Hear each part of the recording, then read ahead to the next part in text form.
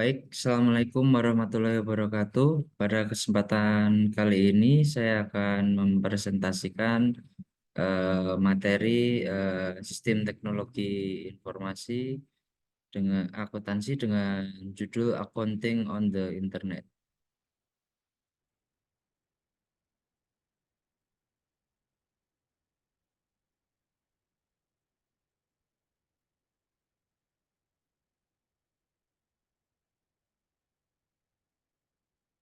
Nah, yang pertama yaitu pendahuluan.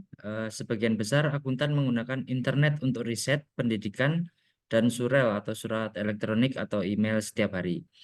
Auditor secara rutin mengevaluasi kontrol internal klien untuk memastikan transmisi transaksi melalui internet lengkap, akurat, dan otentik. Teknologi internet yang mendukung bisnis sangat penting bagi akuntan dan bab ini menjelaskan secara rinci aplikasi internet dalam bidang akuntansi, termasuk komponen seperti alamat dan perangkat lunak. Diskusi melibatkan konsep-konsep krusial seperti intranet, extranet, dan XBRL. Pentingnya internet juga terlihat dalam bisnis elektronik atau e-bisnis yang dibahas sebagai topik utama. Meskipun istilah e-commerce atau e-bisnis sering digunakan secara bergantian, e-commerce terkait dengan transaksi jual beli elektronik, sementara e-bisnis lebih luas mencakup proses dan budaya perusahaan. Organisasi yang terhubung langsung ke pelanggan, karyawan, vendor, dan mitra bisnis menggunakan internet, extranet, e-commerce, aplikasi kolaboratif, dan web diciptakan lingkungan bisnis yang kuat. Yang pertama yaitu the Internet and World Wide Web atau yang sering kita sebut web. Internet adalah rangkaian jaringan lokal dan luas yang terhubung melalui tulang punggung internet atau backbone, melayani sebagai jalan tol informasi yang digunakan oleh lebih dari 2 miliar orang di seluruh dunia. Semua universitas dan sebagian besar layanan informasi, bisnis, pemerintah, dan organisasi nirlaba terhubung ke internet. Kemudian yaitu internet address and software. Untuk mengirim data melalui internet, komputer menggunakan alamat internet dan sistem pengiriman serupa kantor pos. Prosesnya melibatkan pengiriman pesan dari komputer awal ke komputer lain melalui tulang punggung internet dengan pembagian pesan menjadi paket data jika besar. Alamat internet dimulai sebagai alamat domain atau URL yang terdiri dari bagian-bagian seperti www.com atau .uk atau .co.id atau .org. Nah, kemudian kode organisasi dan kode negara dapat termasuk dalam alamat domain. Misalkan kalau Indonesia itu biasanya .id, .co.id, misalkan kalau government itu nanti biasanya .go. Kalau governmentnya Indonesia ya go.id, go.id seperti itu dan lain sebagainya. Komputer internet menggunakan tabel nama domain untuk menerjemahkan alamat domain berbasis teks menjadi alamat protokol internet IP. Biasanya IP itu angka berbentuk angka, misalkan 192.168.168.1 misalkan seperti itu. Alamat IP memungkinkan pengiriman pesan ke komputer dan situs tertentu, penting dalam mengidentifikasi pengiriman dalam aplikasi e-commerce. Selanjutnya yaitu the Internet and World Wide Web, intranet dan extranet. Perangkat lunak internet yang nyaman digunakan mendorong banyak perusahaan membuat intranet internal untuk komunikasi. Intranet menggunakan perangkat lunak yang sama dengan internet, tetapi bersifat internal, yaitu biasanya bersifat lokal. Biasanya dalam satu kantor cuma ya bisanya diakses di kantor tersebut, di luar kantor tidak bisa diakses. Kemudian pengguna internet dapat mengakses basis data internal, berkolaborasi, dan mengakses informasi internal. Extranet memungkinkan pengguna tertentu dari luar mengakses intranet melalui internet dengan penggunaan pengamanan melalui kata sandi atau saluran komunikasi data pribadi. Nah, biasanya bahasanya itu adalah VPN, yaitu virtual private networking. Jadi bisa di remote dari manapun. Kalau sekarang data yang di kantor bisa diakses menggunakan misalkan kayak TeamViewer dan lain-lain seperti itu. Yang selanjutnya yaitu the World Wide Web dan XML atau HTML itu biasanya bahasa pemrograman bagian multimedia dari internet yang sering disebut sebagai uh, World Wide Web atau web. Grafik ini dapat dilihat melalui perambahan atau apa namanya browser seperti Internet Explorer, ada Google Chrome, ada Firefox seperti itu. Hal umum di web adalah halaman web, ya ini kumpulan teks, grafik, dan tautan ke dalam web lain yang disimpan komputer terhubung dengan internet. Pengembang biasanya menggunakan bahasa penyuntikan seperti HTML untuk membuat halaman web. Instruksi-instruksi disimpan dalam file dan ditransfer melalui internet menggunakan protokol komunikasi seperti HTTP. Perambahan web kemudian menampilkan isi halaman web tersebut ke layar Anda. HTML menggunakan teks tag tag tagging untuk memberi petunjuk kepada perambah web secara cara menampilkan informasi. Nah, contohnya tag-tagnya itu seperti kalau huruf tebal itu pakai B bold seperti itu. Teks miring, italic, itu biasanya italic dan tautan itu ref seperti itu. Nah, yang selanjutnya yaitu groupware Electronic Conferencing and Blog. Groupware memungkinkan pengguna untuk melakukan berbagai tugas seperti pengiriman email, berkolaborasi dalam pekerjaan, menjadwalkan janji, dan berbagi file. Contoh perangkat lunak meliputi Exchange, Groupwise, Lotus Notes, dan Outlook. Perangkat lunak pesan instan memungkinkan komunikasi waktu nyata, mendukung audio, video, dan konferensi elektronik. Akuntansi dapat memanfaatkan untuk wawancara jarak jauh, berkonsultasi dengan klien, dan berkomunikasi dengan kantor cabang internasional. Nah, saat ini yang kita rasakan yaitu seperti Zoom, ini kan sudah termasuk bisa kita nikmati. Yang dulunya kita belum kenal yang namanya video conference, sejak adanya pandemi, kita mulai memanfaatkan video conference tersebut. Selanjutnya yaitu XBRL, Financial Reporting on the Internet. Meskipun internet mendukung pelaporan keuangan umum, pertukaran informasi keuangan antara mitra perdagangan sering memerlukan spesifikasi lebih rinci. Extensible Markup Language atau XML adalah bentuk markup yang memungkinkan pengguna mendefinisikan tag mereka sendiri dan mendeskripsikan data.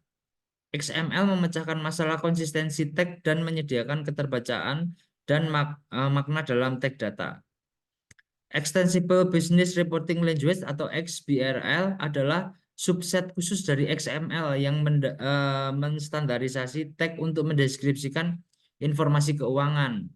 XBRL Konsorsium Internasional menciptakan standar XBRL yang bebas lisensi dan banyak paket perangkat lunak akuntansi sekarang mendukung XBRL secara otomatis. Karena pentingnya yang semakin meningkat, beberapa otoritas menyarankan agar XBRL menjadi bagian integral dari kurikulum akuntansi umum, bukan hanya subjek yang dipelajari oleh mahasiswa sistem informasi akuntansi. Nah, selanjutnya yaitu XBRL Instance Document and Taxonomies. Sederhananya, instance dokumen adalah dokumen yang berisi data keuangan konkret dengan penandaan penggunaan teks XBRL. Sedangkan taksonomis adalah struktur definisi dan hubungan antara elemen data keuangan yang digunakan untuk menciptakan konsistensi dan standarisasi dalam penggunaan XBRL. Yang selanjutnya yaitu the benefit and drawbacks of XBRL, yaitu keuntungan dan kelemahannya.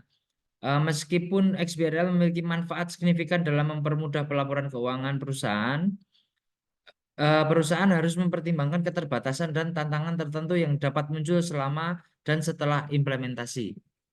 Kemudian status saat ini dari XBRL itu sebagian besar vendor perangkat lunak akuntansi kini mendukung XBRL dalam satu atau lebih paket perangkat lunak mereka, dan adopsi XBRL secara global berlangsung dengan cepat. Sebagai contoh, di Jerman, XBRL sudah umum digunakan dibangun ke dalam paket perangkat lunak yang digunakan oleh 80% akuntansi di negara tersebut. Konsorsium Internasional XBRL menerbitkan laporan kemajuan 3 kali setahun yang tersedia di situs web mereka yang berisi informasi terkini tentang XBRL. Selanjutnya yaitu electronic business. Istilah bisnis elektronik atau e-bisnis merujuk pada melakukan kegiatan bisnis dengan menggunakan komputer dan komunikasi data. Seringkali e-bisnis dilakukan melalui internet, tetapi perusahaan juga dapat melakukan e-bisnis melalui jalur transmisi data proprietary. Survei terbaru memperkirakan bahwa total pendapatan tahunan untuk e-commerce di Amerika Serikat melebihi 1 triliun dolar US dollar, dan FBI memperkirakan bahwa industri perbankan mentransfer lebih dari 1 triliun US dollar setiap minggunya melalui sarana elektronik.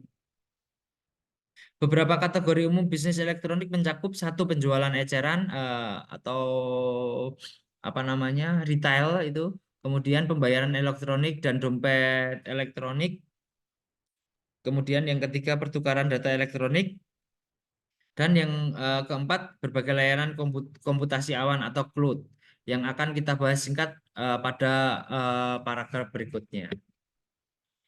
Yang pertama yaitu retail sales atau penjualan eceran. World Wide Web memberikan peluang bisnis untuk mendirikan toko virtual, aplikasi keranjang belanja. Nah, ini biasanya kita sudah sering menikmati itu yang seperti Tokopedia, Shopee, dan lain-lain seperti itu. Dan menjual produk secara langsung kepada pelanggan. Pada tingkat retail, situs web semacam ini berfungsi sebagai sistem informasi akuntansi terotomatisasi, memungkinkan pelanggan membuat formulir pemesanan, formulir pengiriman, dan dokumen pembayaran sendiri. Keberhasilan e-commerce retail terbukti dengan peningkatan jumlah pembeli online selama dekade terakhir di mana 80% populasi Amerika Serikat terhubung ke internet. Banyak dari mereka melakukan pembelian online secara rutin, seperti pemesanan tiket pesawat, mobil sewaan, kamar hotel, dan lain-lain. Meskipun toko virtual memiliki keuntungan, terdapat isu-isu khusus seperti keaslian situs, keluhan pelanggan melalui email, dan masalah pengembalian barang. Penggunaan pemasok eksternal oleh toko online juga dapat menciptakan masalah persediaan dan pesanan. Selain itu, munculnya penipuan menjadi tantangan baru, di mana manajer yang tidak jujur menggelembungkan jumlah klik pada iklan web. Data pelanggan yang dikumpulkan oleh pengecer juga menimbulkan kekhawatiran privasi. Yang selanjutnya e-payment dan e-wallet, yaitu pembayaran elektronik atau dompet digital ya, biar bahasa kerennya. Sebagian besar pelanggan membayar barang yang mereka pesan melalui internet dengan kartu kredit, memaksa penjual untuk menggunakan afiliasi pihak ketiga untuk mengautentikasi nomor kartu kredit pengguna. Ini biasanya sudah sering digunakan, termasuk kita menggunakan OVO, terus Gojek, Gojek itu GoPay seperti itu, ada Dana dan lain-lain. Kadang situs-situs pembayaran, situs-situs pembelanjaan online ini sudah bekerja sama dengan e-wallet atau e-payment. Kalau e-payment itu biasanya langsung ke banknya, misalkan dengan Briva, misalkan BRI Virtual Account dan lain-lain. Mungkin seperti itu singkatnya untuk e-payment dan e-wallet. Selanjutnya yaitu business to business e-commerce. Meskipun e-commerce retail mengalami pertumbuhan pesat, pertumbuhan tersebut masih lebih kecil dibandingkan dengan e-commerce bisnis ke bisnis atau business to business. Bisnis to bisnis memungkinkan bisnis membeli dan menjual barang secara serta jasa melalui internet, memperpendek waktu dan pembelian hingga pengiriman. Agen pembelian perusahaan menggunakan alat e-commerce B2B untuk memiliki barang, mengkonfirmasi pembelian, melacak pengiriman, dan membayar tagihan secara elektronik. Nah, ini kan biasanya kalau misalkan kita menggunakan Shopee, Tokopedia, itu kan kita bisa bisa melakukan semua. Nah, ini kalau bisnis to bisnis itu lebih ke arah vendor dengan vendor biasanya kan, ya, melacak resi pun sekarang kan bisa dilacak paketnya sampai mana, baru dikemas atau sudah dikirim, kalaupun dikirim itu sampai mana, bisa terlacak atau tracking bahasanya. Selanjutnya yaitu electronic data interchange atau electronic data interchange adalah metode pertukaran informasi bisnis melalui saluran komunikasi data berkecepatan tinggi. Ribuan perusahaan menggunakan electronic data interchange untuk pertukaran miliaran dolar setiap tahun, melibatkan dokumen bisnis seperti RFQ, pemesanan pembelian, tagihan pengangkutan, dan lain-lain. Electronic data interchange mengotomatisasi pertukaran informasi bisnis, memfasilitasi berbagai bentuk perdagangan secara elektronik dan menjadi kunci bagi banyak instansi pemerintah, termasuk layanan bea dan cukai Amerika Serikat untuk menyederhanakan proses impor dan deklarasi kepabean. Selanjutnya yaitu cloud computing, yaitu merujuk pada pembelian layanan dari vendor melalui internet. Dengan istilah ini berasal dari simbol awan yang sering digunakan dalam diagram jaringan.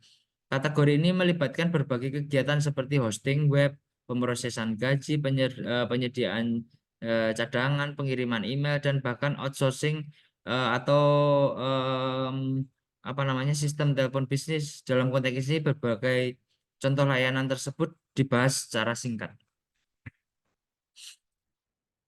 Proses services yaitu mencakup perusahaan yang memanfaatkan perangkat lunak khusus seperti aplikasi persiapan pajak dengan membeli perangkat lunak sebagai layanan SaaS. Sebagai kontras, web hosting merupakan contoh dari platform sebagai layanan dengan beberapa vendor cloud termasuk Amazon.com, Oracle, dan Intuit. Cloud computing meskipun mirip dengan bentuk outsourcing lainnya memiliki keunikan seperti komunikasi data instan melalui internet dan penagihan volume transaksi berdasarkan waktu, itu hari, jam, atau menit, bukan berdasarkan beban puncak. Meskipun menawarkan banyak keuntungan bagi perusahaan termasuk fokus pada inti misi dan penghematan biaya, cloud computing juga memiliki kelemahan termasuk kehilangan kontrol atas data oleh perusahaan klien dan potensi masalah seperti hambatan bahasa, kontrol kualitas, dan perbedaan waktu dengan vendor di luar negeri.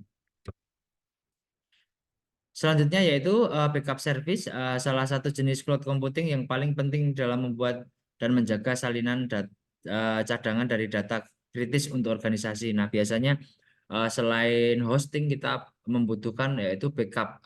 Backup itu untuk ketika terjadi sesuatu atau disaster atau bencana atau hal-hal yang tidak diinginkan, masih ada cadangan atau salinan dari data-data transaksi tersebut untuk kita pulihkan di detik-detik atau menit-menit bahkan mungkin detik-detik terakhir sebelum terjadinya disaster tersebut. Kemudian yang selanjutnya yaitu educational service, yaitu layanan pendidikan. Kemungkinan Anda sudah menggunakan mesin pencari web seperti Google atau Bing untuk menjawab pertanyaan pribadi yang menarik bagi Anda.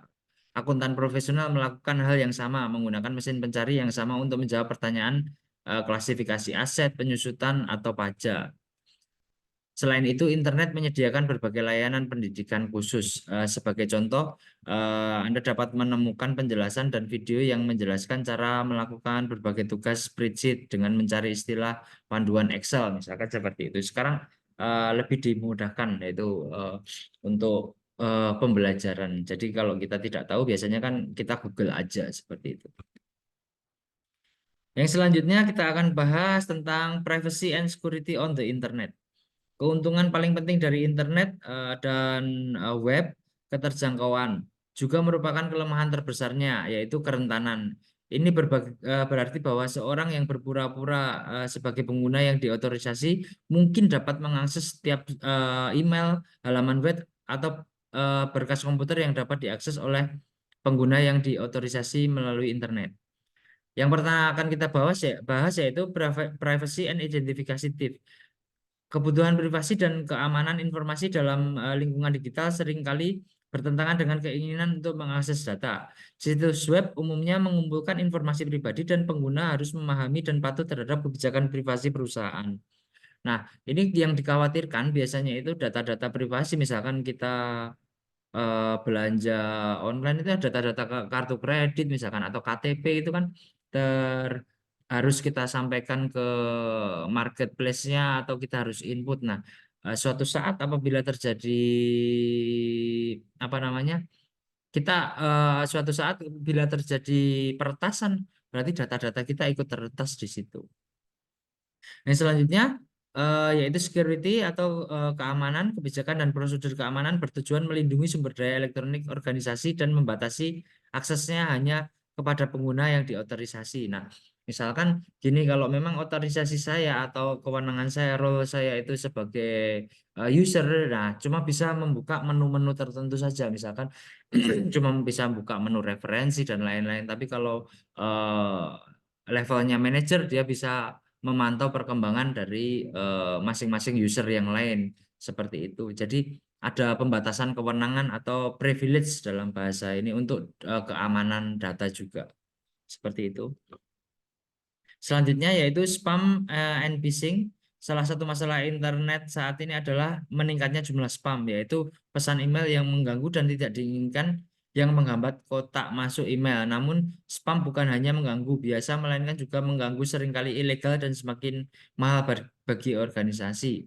Nah, kadang itu orang yang tidak bertanggung jawab atau oknum itu mengirimkan email-email spam yang seolah-olah menarik Anda mendapatkan ini silahkan klik ke sini. Nah, itu nanti diarahkan ke suatu web yang mungkin kita harus memasukkan apa namanya data-data pribadi, atau memang itu web itu sudah disetting ketika kita klik data-data yang ada di dalam akun kita akan ditarik oleh mereka. Nah, itulah yang dinamakan phishing di situ. Yang selanjutnya yaitu social networking. Opsi jaring sosial seperti Twitter, Facebook, dan lain-lain awalnya dibuat dengan tujuan serupa, yaitu memberikan opsi internet bagi individu untuk memposting, menyimpan, dan melihat pesan, foto, dan video pribadi mereka. Namun saat ini situs-situs tersebut juga memiliki aplikasi komersial yang signifikan dan dampak privasi. Identitas online dianggap penting oleh konselor pekerjaan, terutama bagi para profesional yang kehilangan pekerjaan mereka selama resesi terakhir. Jejaring sosial juga menimbulkan kekhawatiran privasi yang menarik. Atasan secara rutin memantau posting bawahan mereka dan beberapa orang telah kehilangan pekerjaan karena posting materi yang jujur atau menyinggung. Selanjutnya yaitu firewall. Firewall itu adalah suatu sistem keamanan yang dirancang untuk melindungi jaringan komputer dari akses yang tidak sah. Misalkan ada serangan dari luar. Nah, itu biasanya benteng pertama itu yang dinamakan firewall dia. Yang kemudian eh, selanjutnya yaitu Intrusion Detection System atau IDS adalah sistem yang dirancang untuk mendeteksi aktivitas yang mencurigakan atau potensial serangan keamanan pada jaringan atau sistem komputer. Nah, biasanya kalau ada akses yang secara brutal misalkan, atau biasanya disebut brute force itu kan, serangan terus-menerus seolah-olah memaksa untuk masuk, untuk login. Nah, biasanya itu dideteksi oleh IDS itu sendiri. Kemudian VAN atau Value Added Network, yaitu ada jaringan yang menyediakan layanan tambahan atau nilai tambah di atas layanan dasar jaringan. Ini sering digunakan untuk mendukung pertukaran data bisnis elektronik antar perusahaan.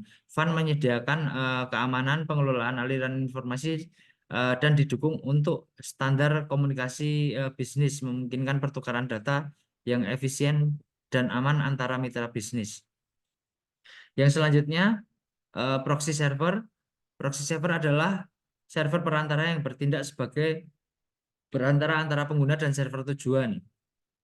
Saat pengguna mengakses layanan atau sumber daya internet, permintaan mereka pertama kali diteruskan melalui proxy. Proxy server dapat digunakan untuk mengoptimalkan kinerja, menyediakan keamanan tambahan, dan menyembunyikan alamat IP pengguna. Nah, biasanya itu menggunakan apa namanya kayak mode samaran gitulah, biar biar tidak terdeteksi saya mengakses dari IP mana. Jadi kita menggunakan semacam em, kita bisa mengakses suatu web, karena suatu web itu kan ada logsnya ketika kita em, apa namanya melakukan sesuatu, kita menggunakan proxy, maka yang terdetek, misalkan kita menggunakan proxy Amerika, yang terdetek aktivitas kita itu berada di Amerika seperti itu.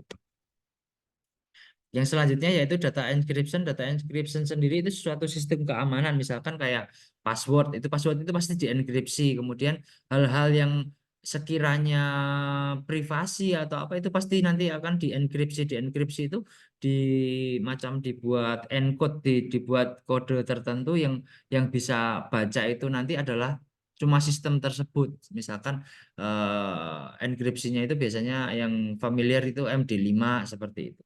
Yang selanjutnya yaitu digital signature and digital timestamping. Nah, digital signature sendiri kan sekarang eranya sudah tanda tangan elektronik ya, misalkan kalau di Indonesia itu biasanya dikelola oleh BSRE, yaitu badan apa namanya yang terkait apa untuk digital untuk TTE, tanda tangan elektronik itu. Nah, sekarang sedang marak ya untuk semua tanda tangan itu melalui digital seperti itu. Itu biasanya bentuknya barcode seperti itu. Jadi dokumen ini telah ditandatangani secara elektronik, dan itu menunjukkan bahwa sudah sah secara hukum dan sudah valid seperti itu. Eh, Selanjutnya yaitu akuntan information system at work, yaitu the benefit of online accounting outsourcing. Outsourcing fungsi akuntansi seperti penggajian atau persiapan pajak telah dikenal memiliki keuntungan, namun outsourcing tugas akuntansi tambahan ke penyedia online merupakan hal yang berbeda. Bisakah penyedia cloud memungkinkan mungkin berlokasi di luar negeri, melaksanakan pencatatan umum atau perhitungan penyusutan dengan baik? Sejumlah bisnis yang semakin bertambah menyatakan bahwa ya, alasan umum organisasi melakukan outsourcing pada suatu proses bisnis adalah untuk mengurangi biaya, dan hal ini juga berlaku untuk aplikasi akuntansi. Manfaat tambahan meliputi respon yang lebih cepat, peningkatan kualitas, akses yang lebih baik, keahlian, kemampuan yang lebih baik untuk menangani volume pemrosesan puncak, dan pengurangan belanja modal. Contohnya penghematan dari perangkat keras dan perangkat lunak komputer. Para ahli mencatat bahwa outsourcing juga memungkinkan klien untuk mengurangi biaya tenaga kerja internal, membayar hanya untuk layanan yang mereka butuhkan, dan lebih fokus pada bisnis inti mereka. Nah, dulu itu mungkin kalau masalah eh, itu kan kita develop sendiri, membuat sendiri itu kan memerlukan biaya. Terus server kita harus ada sendiri. Nah, itu memberikan biaya. Nah, sekarang dengan pihak ketiga atau outsourcing itu, pihak ketiga itu sudah disediakan kan, di situ ada server apa namanya, sewa server, ada sewa hosting dan lain-lain. Kemudian aplikasi ini juga sudah ada, kita tinggal beli saja, tidak perlu apa namanya, tidak perlu develop sendiri, mungkin tinggal sewa bulanan atau apa seperti itu, kita hanya bayar untuk jasa yang digunakan saja. Nah, yang terakhir yaitu kesimpulan. Yang pertama yaitu internet adalah kumpulan jaringan lokal, area luas, dan internasional yang dapat digunakan oleh akuntan untuk berkomunikasi, melakukan penelitian, dan keperluan bisnis. Sebagian besar akuntan juga menggunakan web, bagian multimedia dari internet untuk tujuan serupa. Yang kedua yaitu intranet adalah jaringan pribadi yang dibuat oleh bisnis untuk keperluan internal seperti distribusi email. Extranet mirip dengan internet mirip dengan intranet, kecuali bahwa mereka memungkinkan pihak eksternal mengakses file dan basis data internal jaringan. Selanjutnya, groupware adalah perangkat lunak yang mendukung email di jaringan bisnis dan juga memungkinkan pengguna untuk berbagi file komputer, menjadwalkan janji, melakukan konferensi video, dan mengembangkan aplikasi ya, custom atau develop aplikasi sendiri. Yang kemudian yaitu untuk pertukaran informasi keuangan di internet, bisnis dapat menggunakan XBRL, sebuah bentuk standar XML yang menyediakan format umum untuk data keuangan dan memungkinkan pencarian data serta ekstraksi untuk tujuan perbandingan. Konsorsium internasional XBRL mengembangkan standar XBRL. Bisnis elektronik mencakup penjualan retail di internet, pertukaran data elektronik, dan aplikasi bisnis to bisnis atau B2B. Selain kartu kredit dan debit, konsumen menggunakan sistem pembayaran elektronik dan dompet elektronik untuk pembelian di internet. Untuk alasan keamanan, beberapa bisnis lebih suka menggunakan jaringan nilai tambah atau fund yang mahal namun pribadi atau private daripada internet untuk mendukung aplikasi e-commerce. Cloud computing berarti menyediakan pemrosesan data, penyimpanan data, cadangan, dan bahkan layanan pendidikan internet. Banyak dari layanan ini sangat penting untuk akuntan information system. Privasi dan keamanan internet melibatkan kekhawatiran hacking, pencurian identitas, spam, dan phishing, yang semuanya berdampak pada akuntan information system, accounting information system atau sistem informasi akuntansi. Kekhawatiran ini mendorong banyak bisnis untuk menggunakan firewall, sistem deteksi instruksi, server proxy, teknik enkripsi data, tanda tangan digital, dan penanda waktu digital untuk mencapai tujuan kontrol. Yang terakhir yaitu autentifikasi memerlukan pengguna membuktikan bahwa mereka adalah diri mereka yang mereka katakan. Kekhawatiran privasi juga mencakup perlunya perlindungan informasi pribadi pengguna dan ancaman pencurian identitas yang semakin meningkat. Demikian presentasi dari saya. Apabila ada pertanyaan mungkin dapat disampaikan di kolom pertanyaan. Terima kasih. Wassalamualaikum. Wassalamualaikum warahmatullahi wabarakatuh.